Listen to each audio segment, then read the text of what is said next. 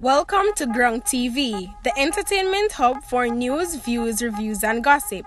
Don't forget to like, share, and subscribe, and turn on your notification bell. Welcome back to GRUNG TV. The police are probing a fatal end to a domestic dispute as suspected arson along Beeson Street in downtown Kingston. Our news source understands that close to 30 persons are now homeless as a result of the blaze. It is reported that about 3:30 this morning, residents saw smoke coming from a premises and summoned the fire department. A woman who has been identified as 37-year-old Latoya White was found dead during a search of the compound. Her partner, whose residents say was involved in the dispute with her earlier, is now on the run. The fire department responded to the blaze and is now conducting cooling down operations. As gun violence continues to plague the parish of St. Catherine, the latest victim to die at the hands of gunmen is Cody McLaughlin of Duncan's Pen in Spanish Town. McLaughlin, a construction worker, was shot at his home about 9:30 a.m. Sunday and was taken to the Spanish Town Hospital where he was pronounced dead. Reports are that the 24-year-old had an altercation with another man while playing football at a field near his home. It is reported that McLaughlin, who lived with his grandmother, immediately left and went home but was visited shortly afterwards by the men with whom he had the dispute. The man and another attacker allegedly beat him at the door to his room situated at the back of the house. McLaughlin allegedly grabbed a machete to defend himself when one of the men pulled a firearm and opened fire, hitting him in the chest. His grandmother, Enil Long, told her news source she was inside the house when she heard the explosion. After I heard the shot, I heard Cody say, "So you shot me, bro?" And then I saw him staggered backwards and fall inside his room. Long said, while recounting the sequence of the event, "I didn't stop to see anything else. I immediately rushed through the gate. I was more frightened than anything else. I went backwards and saw the crowd going towards the back of the house where Cody's room is," she recalled. Long described her grandson as a hard-working and jovial person who also tries to avoid trouble.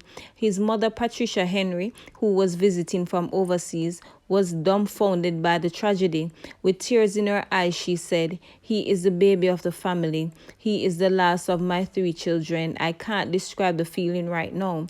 McLaughlin is the second family member to be killed by gunmen. In 1997, his uncle was gunned down in Spanish Town. He is the 6th person to be killed by gunmen since February 14 between Spanish Town and Portmore. Investigators attached to the Sandy Bay Police in Hanover are combing a crime scene in Newtown in search of a head of a man whose body was discovered along a dirt track in the community this morning. The police are yet to release the identity of the victim, who is believed to be a pastor from St. James. Investigators said he was last seen alive about 5 p.m. on Sunday, clearing a piece of land in the community. Later that afternoon, he went missing. A search was carried out for him this morning, which led to the gruesome discovery of his headless body. A policeman and his ex-colleague, who were charged with murder arising from an incident which took place 9 years ago, were today freed after the prosecution conceded that it could not mount a successful case against them. Freed are Constable Joel Waite and ex-corporal Jermaine Parchment. They were charged following an incident on June 28, 2011, in which 17-year-old Chadwick Clark was fatally shot during a police operation on Rodney Road, Kingston 13. The Director of Public Prosecution ruled in May 2019 that the policemen should be charged. Parchment, who had resigned from the police force and was living abroad for several years, returned following the ruling. They maintained that they acted in self-defense and that an illegal firearm was recovered. When the case came for trial today in the Home Circuit Court, the prosecution said there were significant gaps in the statement of witnesses and that the alleged eyewitness had failed to attend court on several occasions. Parchment was represented by Queen's Counsel Peter Champagny and Attorney-at-Law Samuel Campbell, while Attorney-at-Law John Jacobs represented Waite. Detectives assigned to the Area 3 Narcotics Police Division on Saturday seized approximately 2,358 pounds of compressed ganja in Alligator Pond, Manchester. The police say the illicit drug has an estimated street value of $9.4 million. No one was arrested in relation to the seizure. The police say the seizure was made during a joint police-military operation along the South Coast Road in Alligator Pond.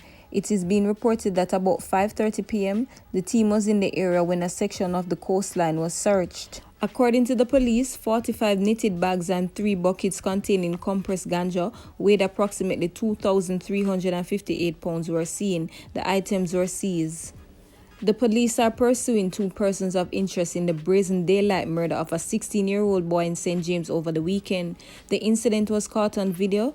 In the video, which has since gone viral on social media, a group of men can be seen alighting from 2 motor cars armed with high-powered weapons. The men descended on what appeared to be a corner shop and opened barrage of gunfire. The 16-year-old and another male was reportedly hit. A toddler can be seen running around at the scene as the mayhem unfolds. Head of the Constabulary's Corporation Communications Unit, SSP Stephanie Lindsay, says the murder was a reprisal hit for the killing of a member of the entertainment fraternity in the parish. SSP Lindsay says thankfully the toddler was unharmed. She is appealing to perpetrators of the violence to consider the impact the prolonged bloodshed is having on communities across the island. Senior Superintendent of Police Stephanie Lindsay. 2 of 4 men who came under attack by unknown gunmen in Negril, Westmoreland on Saturday morning died as a result of gunshot injuries they sustained. The identities of the deceased men has not yet been determined. Reports are that about 10 a.m., residents heard loud explosions coming from a section of red ground in Negril and summoned the police. Upon their arrival, the police found 4 men suffering from gunshot wounds and transported them to a hospital. 2 of the men were pronounced dead upon arrival and the other 2 were admitted for treatment. The Negril police are investigating the incident. The Westmoreland police are probing the killing of a 59-year-old laborer who was gunned down in his community on Saturday night. The deceased has been identified as Winston Williams, otherwise called Slayback of Kings Valley District, Grangeville in Westmoreland. Another man who was shot and injured in the incident has been hospitalized. Reports from the Grangeville police are that about 7:30 p.m., both men were standing outside a shop when gunmen drove up on a motorcycle and opened fire, hitting Williams and the other man. Upon the arrival of the police who were summoned, both men were transported to hospital, where Williams was pronounced dead and the other man was admitted for treatment. No motive has yet been established for the killing. 2 students aged 16 and 13 years were shot, one fatally by gunmen who went amok in Peaceview, Albany, St. James on Saturday afternoon.